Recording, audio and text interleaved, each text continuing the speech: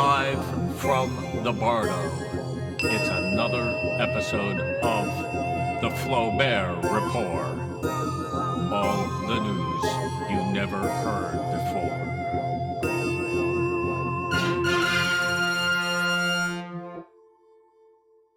Hi there, folks. The inimitable Flaubert here. I know it looks like I'm asleep in my dog bed, but I'm speaking to you telepathically from the Bardo while I'm asleep. One of my superpowers. A multitasking approach that allows me to say a lot while doing almost nothing whatsoever. And that's what I'm all about. And today we're going to continue the story of Meister Eckhart seeing God naked.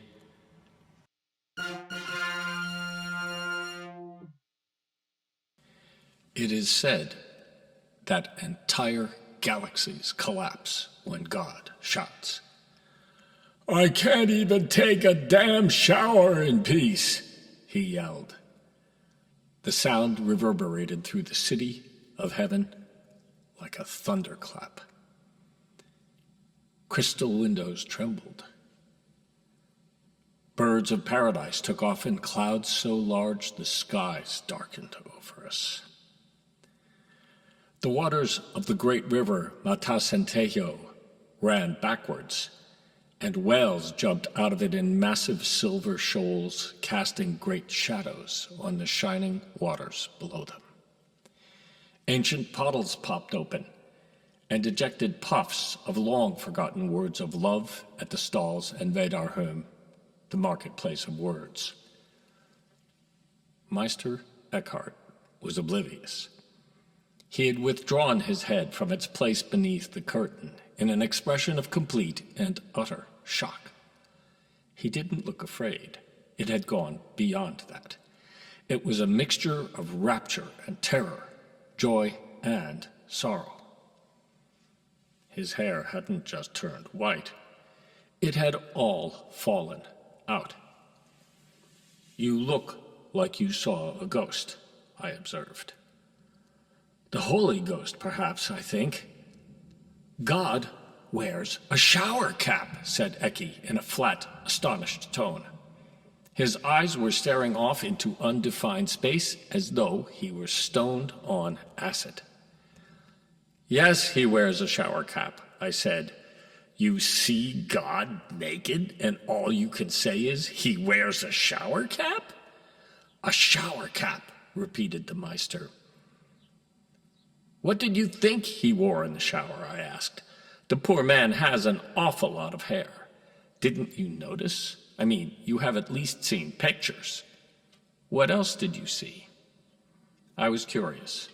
I asked this question because God is rarely seen, and we never know what kind of health he's in, for one thing, or whether he's been drinking too much alone, always a risk when you live by yourself at the end of creation, or not bathing, although this time, it's true, we caught him right in the act, which was reassuring, because he sometimes goes billions of years without a proper bath.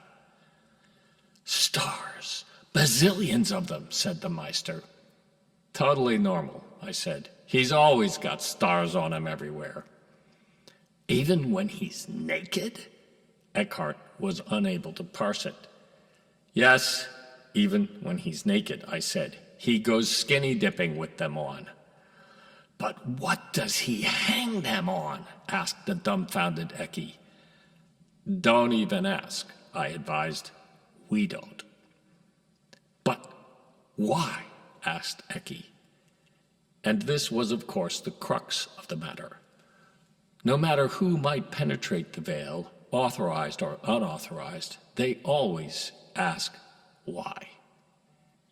And you might as well ask why mackerel have spots, or fingers tap time, or why the rain doesn't fall up more often, seeing as how joyful it is. A voice rolled out from behind the veil. "Who is this who has disturbed me?"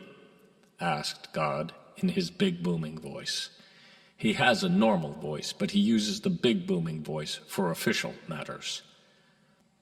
Meister Eckhart never was one to avoid responsibility. "It is I, dear Lord," he squeaked, his eyeballs as wide, as round, as teacup saucers. "You," said the big booming, sliding at once down into a more normal tone. "Is that you, Eckhart?" "Yes, Lord," said Eckhart, dropping to both knees in awe. "Well," said God's voice, now entirely normal, "why didn't you just say so?" "I was afraid," admitted Eckhart. "I mean, you being God and all." "You've put in a tremendous amount of hard work on my behalf," said God. "We all owe you one. If you wanted to see me naked, all you had to do was ask." "I was afraid," said the Meister sheepishly, "you'd think I was some kind of pervert or something." "Nonsense," said God. "I know you better. I know your very soul itself, as it happens, since it belongs to me. And I know all the perverts, too," he continued more sternly, "seeing as I made them." "Yes," said Meister Eckhart, his voice still trembling a bit. He was quite shaken inside, despite all the bravado he reported the incident with later in his sermons. "I was in fact wondering why you did that." "Never mind," said God kindly. "It's rather complicated.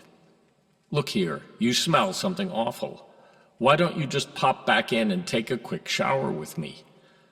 "Oh, my Lord," said Meister Eckhart in a whisper. "I could never." "You must," said God. "In fact, I command it. And as you will see," he continued proudly, "I happen to have the softest towels in all creation." And that, my friends, is how Meister Eckhart not only saw God naked, but also took a shower with him. And his soul was as pure as driven snow forever after, until the day he died.